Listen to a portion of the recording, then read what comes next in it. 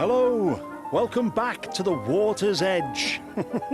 This week I'm going swanning about on the rivers Wensum and Yare, right in the heart of the city, the fine city of Norwich. But I won't be telling you about the great monuments that line its waterside. No, not the cathedral. No, nor the beautiful bridges that span the river either. Not even the medieval ones that'll take your head off if you're a little bit taller. No, I'm on a mission. I'm in search of a nice, plump, tasty bird. Well, here I am on a nice, bright, sunny day, casting me bread on the waters, in the hopes of attracting a few swans to come and have a bite to eat. But it's interesting, you know, these days we go down to the river to feed the swans. But there was a time... Well, actually, let me put it another way. Here's a riddle for you. Why would somebody who wanted to make their mark in high society be bothered to go swanning about on the river in the middle of July with St. Giles and his chums? I wonder if you can skim them like stones. No. Come on, swans. Come on.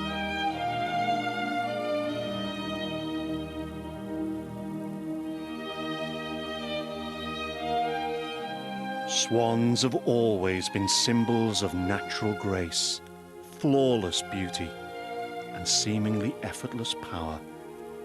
So potent was this symbolism that once all swans were deemed to be the sole property of the crown, a precious and prestigious royal preserve.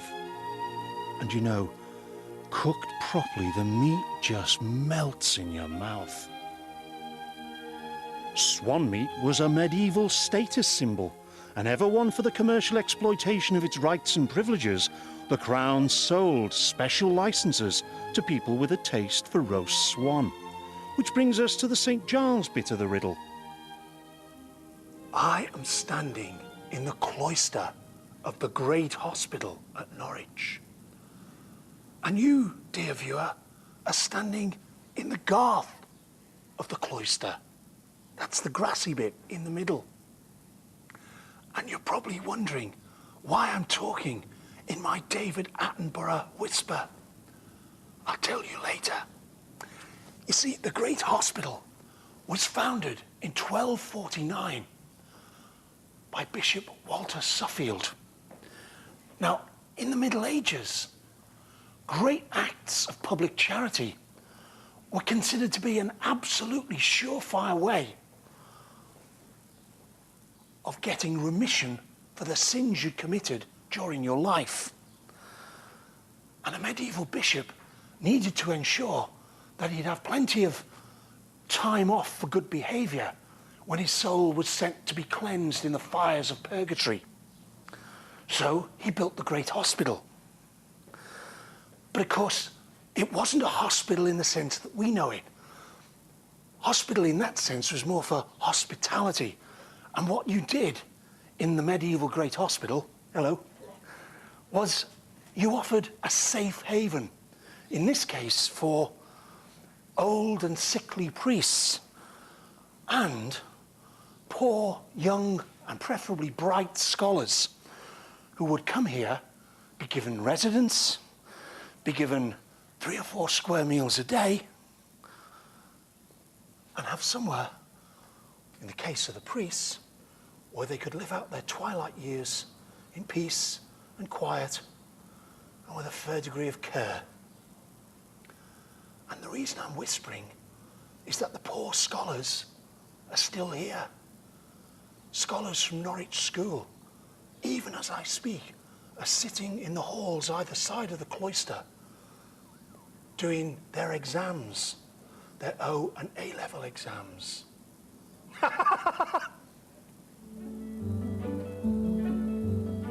Of course, we all know what a problem hospital funding can be, but the medieval church knew a thing or two about feathering its own nest.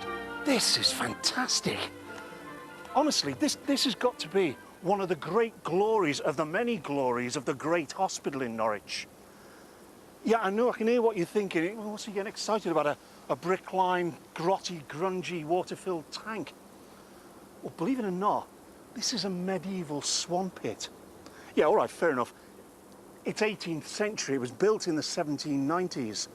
But almost certainly, this brick lining was around the earlier medieval predecessor of the 18th century swan pit.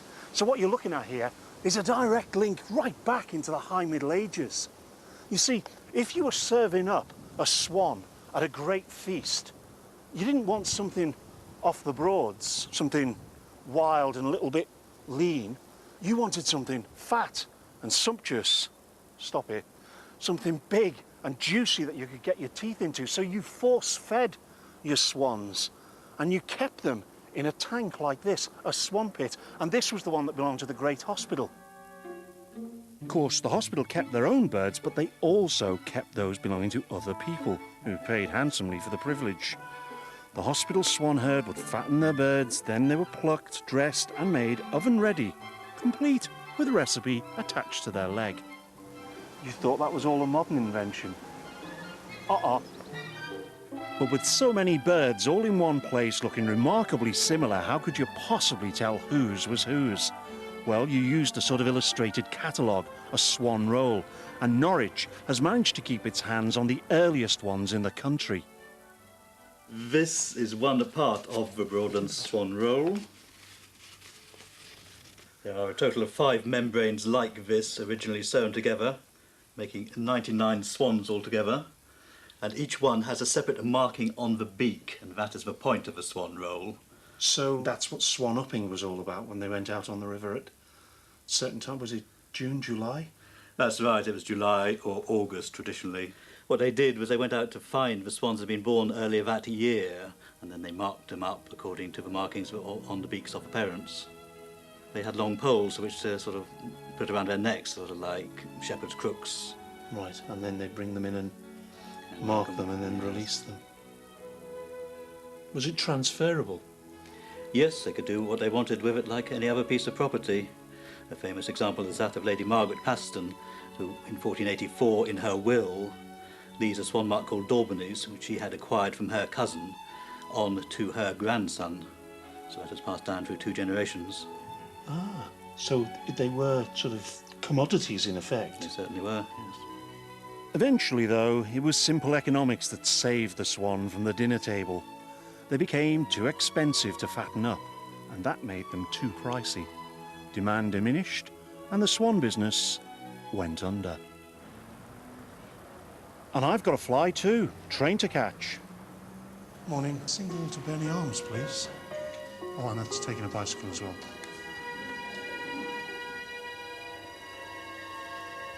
Hey, I'm a happy bunny. I'm off to that achingly lonely landscape, Braden Water. Well, just near it anyway, it's good enough for me. Burnley Arms. So, the riddle. What do you think might be the connection between that wonderfully eccentric 60s broadcaster, Fife Robertson, a white pig, and a windmill?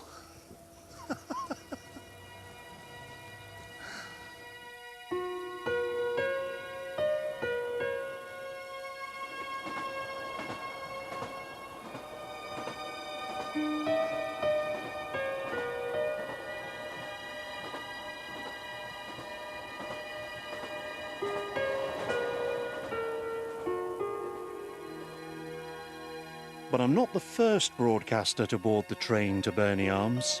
In September 1960, the man from Auntie, complete with natty bow tie, Harris tweed jacket, and a large suitcase, arrived at this very station. Well, here I am. And by George, it looks as if they were right.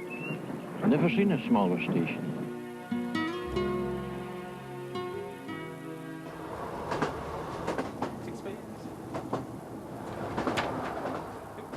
40 years on, I'm making the same journey. That's the one, Burnley Arms. It's a request stop, isn't it? You have to ask. It is a request stop, yes, and... But they still have a station there. We do have a station I don't have to jump. No, you don't.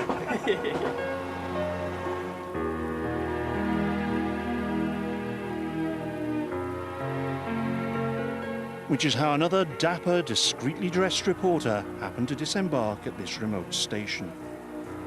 18 souls lived and worked here when Fife came to call. Now there are no cottages and no families.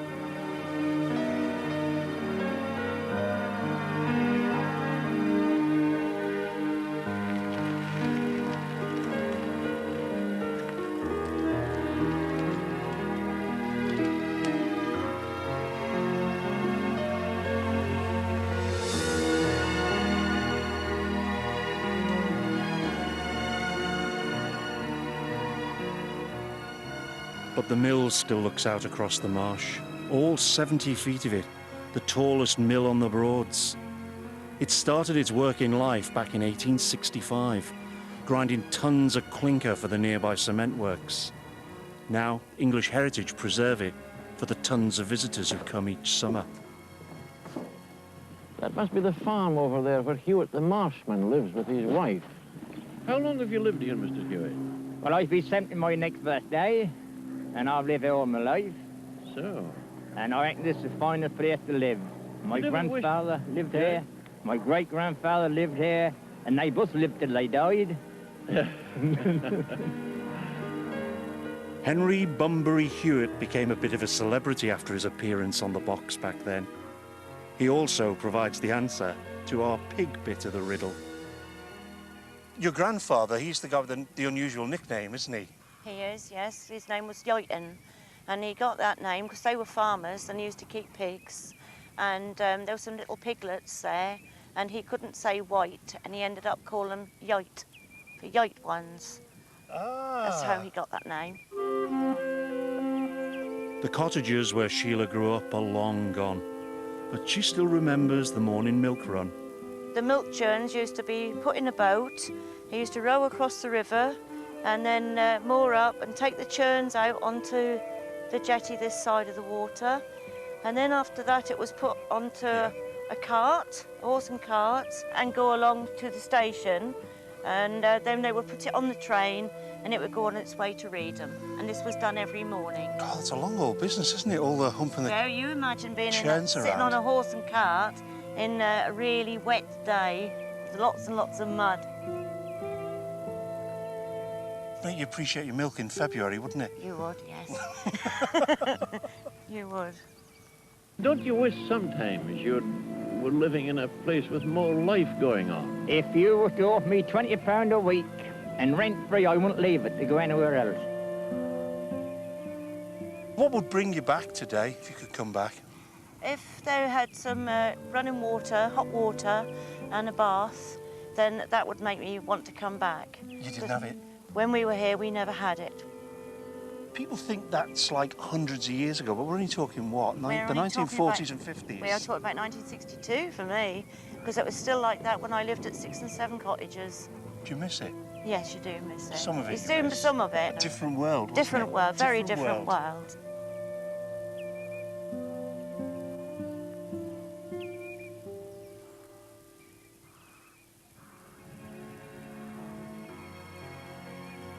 And if you're wondering why this area sounds suspiciously like a pub, well, that's because it was named after one. The 18th century inn frequented by poachers. Wherrymen, farm labourers and fishermen used it too, but the poachers bit always sounds exciting and disreputable, doesn't it? Anyway, now it's frequented by holidaymakers and chubby cyclists waiting for the next train home. No rush.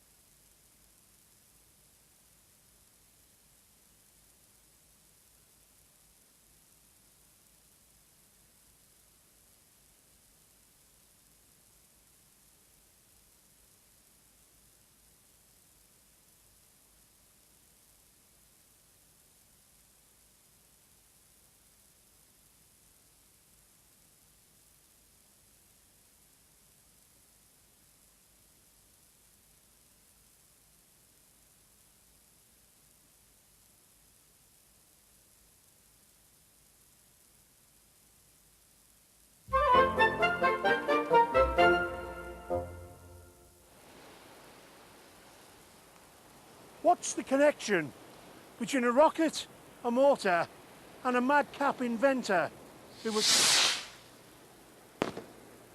forever shooting a line about the hole in his head? The link is this man, George Manby. Never heard of him? Doesn't surprise me. The congregation at Downham Market Church in 1783 knew all about him, though.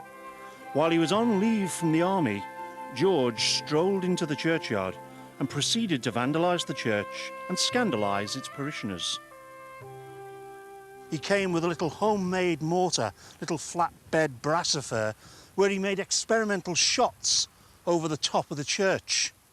Unfortunately, it didn't go quite according to plan, and he ended up putting a shot through one of the windows and having to fork out for its replacement and try to mollify a very irate vicar and a terribly embarrassed Mrs. Manby, his mum.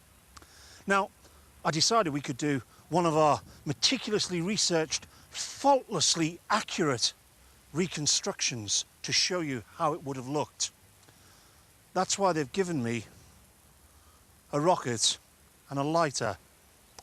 Oh well, use your imagination. And don't you dare do this at home. You're supposed to use a taper. I think the wind might have something to do with this. Okay, use your imagination again. Whoosh! Ooh! Oh my God, run! At 28, Manby married Jane Preston. The pair of them had wonderfully extravagant taste, but woefully insufficient funds to support it. All but skint, they fled to Wales to escape their debtors and the long arm of the law. But Manby's wife ran straight into the arms of a Captain Pogson of the East India Company. There was an affair. There was a duel. Manby was shot in the back of the head, and astonishingly, he survived. Now, some folk think that such a wound is unlikely in a duel. They wonder, was it attempted murder, perhaps? Well, I don't know, but I know a man who does. In some duels, the combatants took turns to shoot, and the man being shot at would sometimes adopt a stance that protected his vital parts. You could turn side on, and you could protect yourself by raising the gun, hiding behind the gun. And turn your head away like that. You could turn your head away like that. That explains how he could have been shot in the back of the head. There were not that many people hit in the head, so Manby was quite unlucky. Yeah. So that was the other thing I was curious about, because it actually says that fragments of his hat were carried into the wound and were later taken out with the ball. So he was actually wearing his hat? Yes, duelists wore, if they were military or naval personnel, usually their uniforms, and if they were civilians, they would wear normal clothes that they went about in. So, in all probability, he really was in a duel? Yes, I imagine it's quite likely.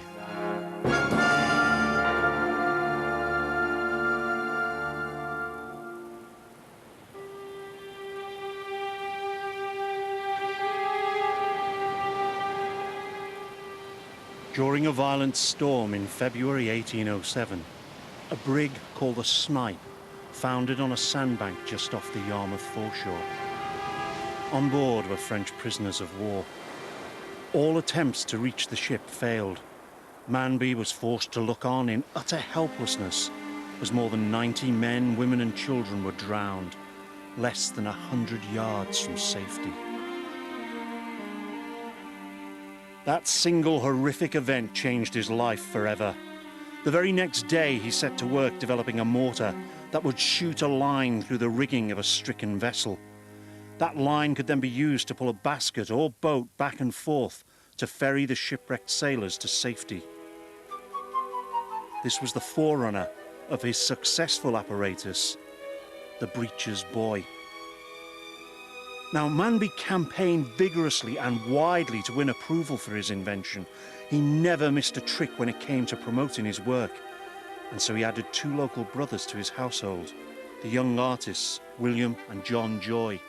You see, on the face of it, this is a really lovely story. He finds these two young lads in Yarmouth, he recognises their artistic talent, and he actually brings them into his home, looks after them, nurtures their talent, helps it develop. And you can't help but feel, looking at it, that this painting's a cracking PR job for Manby himself. That's right, yes. Well, Manby was well aware of the power of illustration in the used to propagate his ideas and his life-saving apparatus. So, and William Joy was particularly adept at painting these kind of tempestuous shipwreck scenes, which perfectly illustrated the use of the apparatus. Is it right that he actually saw the potential of these to such an extent that he was sending copies of them to the Queen? Well, he did send illustrations to Queen Victoria in a hope that he'd be recognised officially. Unfortunately, Manby was not recognised as he would have liked to have done. He's the other Norfolk hero, really, isn't he? He really is, yes. He's the forgotten hero. Forgotten one. Yes, yes. George Manby was, to put it mildly, a prolific inventor. He never stopped inventing stuff. He invented the first portable fire extinguisher.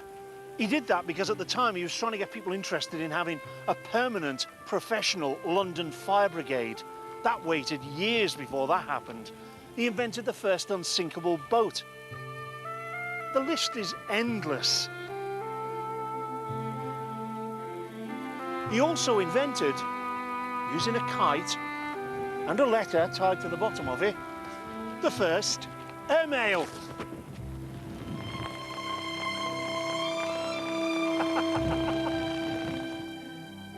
Aged 80, Manby was finally dismissed from the army. He moved into a small villa in Southtown. When his longed-for knighthood never materialised, Manby had his own monument designed. Nothing like as grand as the one to Nelson, just a carved pedestal, a tribute to himself and his achievements. And he put it where everyone could see it, in his own front garden.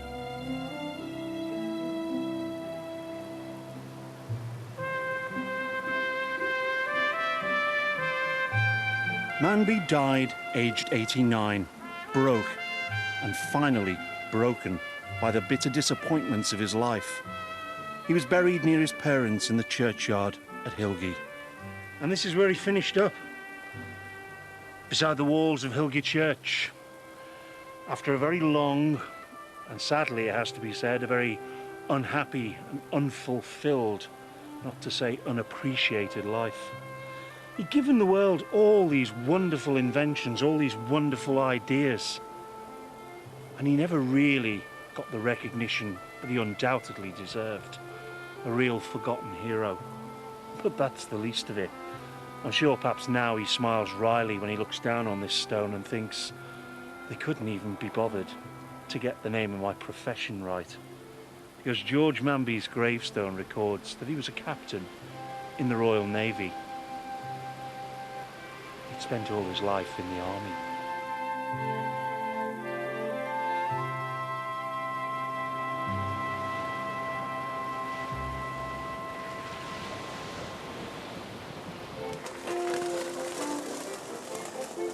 Well, that's it from sunny Norfolk. Next week, last in the series, I'm in Hertfordshire, gazing at gazebos. Have we got a torch? I'll be positively agog at a magical garden grotto and luxuriating in the sparkling waters of the River Lee. Ooh, who's a lucky boy then?